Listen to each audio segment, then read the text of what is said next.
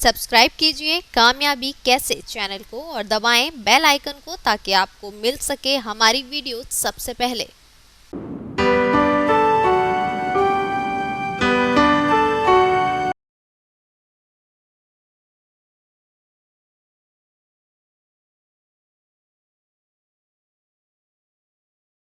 दोस्तों नमस्कार, मैं श्याम सुंदर पाठक, असिस्टेंट कमिश्नर।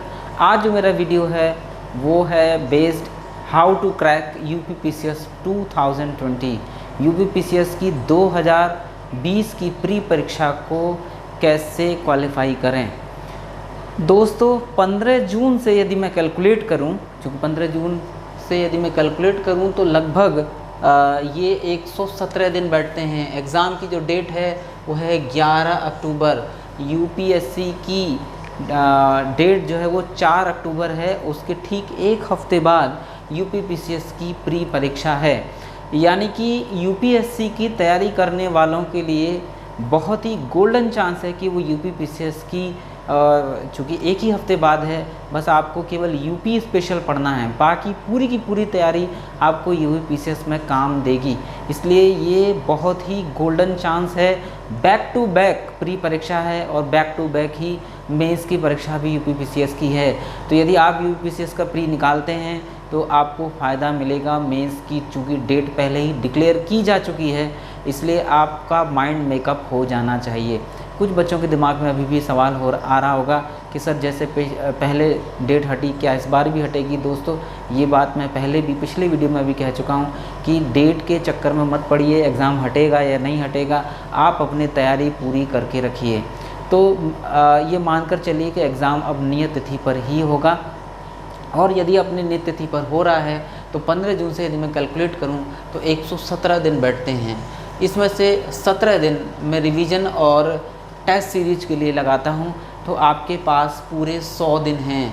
100 दिन ही मानकर चलिए, क्योंकि कोई ना कोई डिस्टर्बेंस वैसे भी आ ही जाता है। कोई ना कोई त्यौहार आ जाता है, घर में कोई ना कोई काम आ जाता है, घर में कोई ना कोई इस तरीके के ओकेज़न हो जाते हैं, किसी की शादी है, सगाई है, तो तमाम चीज़ें हैं।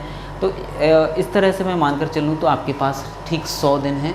और दोस्तों 100 दिन से जुड़ा हुआ मेरा एक स्ट्रैटेजिक वीडियो है जो आप ज़रूर देखिए। इस वीडियो के तुरंत बाद से यानी कि अगले दिन से ही वही वीडियो मैं फिर से अपलोड करूँगा। दोस्तों मैंने उस 100 डेज़ प्लान को बहुत मेहनत से तैयार करा था और 37 उसके शायद कड़ियाँ आई थी। 37 दिन तक का वो प्लान आया था।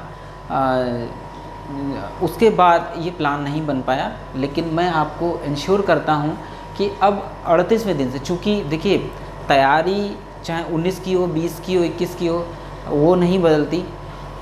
जो मैंने वहाँ आपको पढ़ाया है, बताया है कि क्या तैयार करना है, कैसे तैयार करना है, लगभग वही सब चीज़ें यहाँ पर हैं। दोस्तों एक आपके दिमाग में एक सवाल और आ रहा होगा कि सर 2019 का जो पेपर आया था वो तो बड़ा टफ था, बड़ा कॉन्सेप्चुअल था। दोस्तों आप मुझे एक चीज़ बताइए कि किसी भी साल का एग्ज़ाम कि जब पेपर बहुत सरल आया हो, सबको यही लगता है कि पेपर कठिन था। ऐसा नहीं है, पेपर कॉन्सेप्चुअल था, निश्चित रूप से कॉन्सेप्चुअल था और होना भी चाहिए, क्योंकि आप कोई रट्टू तोता है नहीं। आप सिविल सर्वेंट बनने जा रहे हैं, आप लोक सेवक बनने जा रहे हैं, तो कहीं ना कहीं आपसे आशा की जाती है कि आपके अंदर एक अलग ही तरीके का एनालिसिस वाला माइंड होगा। आप रट्टू तोता मत बनिए, रट्टू तोता बनकर कुछ भी नहीं मिलता। लेकिन हाँ, ये ज़रूर ध्यान रखिए कि जितना ज़रूरी ये है कि क्या पढ़ना है, उससे ज़्यादा ज़रूरी ये है कि क्या नहीं पढ़ना है। और मेरे वीडियो आपको यही बताते हैं कि क्या नहीं पढ़ना है। तो बहुत ही मेहनत से दोस्तों वो वीडियो मैंने तैयार किए थे, जो कि 37 हैं। तो लगातार ये वीडियो अब आते रहेंगे, फिर से मैं अपलोड करूँगा इन्हीं वीडियोज़ को। उसके बाद 38वें दिन से नए वीडियो आने शुरू हो जाएंगे, उसी के आगे कंटिन्यूस। तो अब कोई भी दिन आपका जो है वो मिस नहीं होना चाहिए। पर डे आपको जितना टारगेट दिया जा रहा है वो टारगेट आप हर हाल में पूरा करें। इसलिए मैं उन वीडियोस को फिर से आपको अपलोड करूंगा और आप उन्हें यदि चूँकि पहले से पढ़े हुए हैं तो आप वहां जाकर भी देख सकते हैं, नहीं तो डेली वो इस तरीके से आएंगे कि एक फ़िक्स टाइम पर वो आपके मोबाइल में आपको नोटिफिकेशन आ जाएगा। आप सुबह उठिए, अपने नोटिफिकेशन को देखिए और सुबह ही सुबह ये आपका टारगेट फिक्स हो जाएगा कि आपको क्या काम करना है। तो तो कहने का दोस्तों सिर्फ इतना है मेरा कि आप 100 डेज़ का जो मेरा वीडियो है, how to qualify this exam within 100 days, yes it is possible, yes it is possible, मैं फिर कहूँगा हाँ ये संभव है, 100 दिन के अंदर इसे पार करना संभव है। लेकिन यदि आप स्ट्रेटेजिक रूप से चलेंगे, यदि आपकी स्ट्रेटजी सही है, तो मैं फिर कह रहा हूँ आपसे, ये मेरे वीडियो जो हैं आप बिल्कुल हल्के में मत लीजिए, एकदम भी आप इसको ये मत मान कर चलिए। जितने बच्चों ने उसको फॉलो किया वो सब के कमेंट्स मेरे पास यही आए थे कि सर लगभग पूरा का पूरा जितना आपने इस वीडियोस में पढ़ाया था, बताया था, सब की सब उसी में से आया है। दोस्तों आपको एक चीज़ बता दूं कि ये बात सही है, 2019 में थोड़ा सा कॉन्सेप्चुअल आया था, थोड़ा सा गहरा आया था, लेकिन इतना भी टफ एग्ज़ाम नहीं था जिसको लेकर इतना जो है बच्चों के अंदर एक डर बैठ गया। ऐसा कुछ भी नहीं है दोस्तों। कॉन्सेप्चुअल जब आप किसी चीज़ को पढ़ते हैं तो कॉन्सेप्ट अपने आप आपके दिमाग में बैठते चले जाते हैं, लेकिन सच्चाई ये है कि हम याद ही कितना करते हैं। मैं हमेशा इस बात को कहता हूँ कि चीज़ों को अच्छे से मेमोराइज़ करिए, जितनी चीज़ें अच्छे से आपको याद होंगी उतने अच्छे से ही आप जो है, चूँकि निगेटिव मार्किंग है और निगेटिव मार्किंग में यदि ज़रा सा भी कन्फ्यूजन हुआ तो फिर वहाँ पर आप घूम जाएंगे। इसलिए चीज़ों को इस कदर आप मेमोराइज़ करिए कि आपको वहाँ एग्ज़ाम में बैठते ही, सवाल पढ़ते ही आपको तुरंत याद आ जाए कि इसका क्या आंसर हो सकता है। इसलिए चीज़ें आपकी जो रिकॉल है किसी भी क्वेश्चन को देखकर आंसर का, वो बहुत सही होना चाहिए, फटाफट आपको आंसर रिकॉल हो जाए।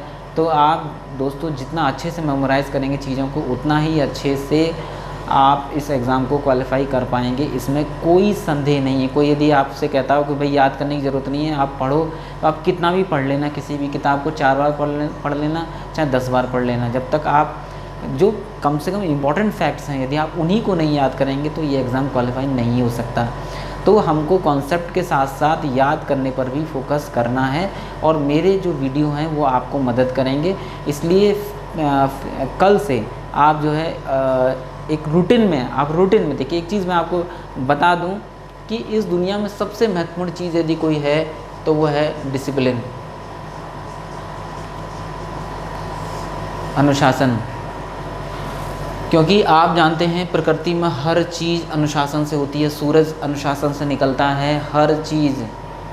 यदि 1 मिनट की भी यदि हेर फेर हो जाए तो सारी प्रकृति ही डामाडोल हो जाए। दोस्तों आप दवाई खाते हो तभी फ़ायदा करती है जब आप उसे अनुशासन से लेते हो।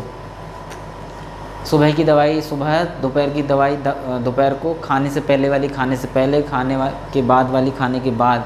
अब यदि आप इनडिसिप्लिन तरीके से दवाई लेने लगे, यानी सुबह वाली शाम को, शाम वाली दोपहर में, और खाने से पहले वाली खाने के बाद में, तो फ़ायदा करना तो दूर, उल्टे आपको जान के लाले पड़ जाएंगे।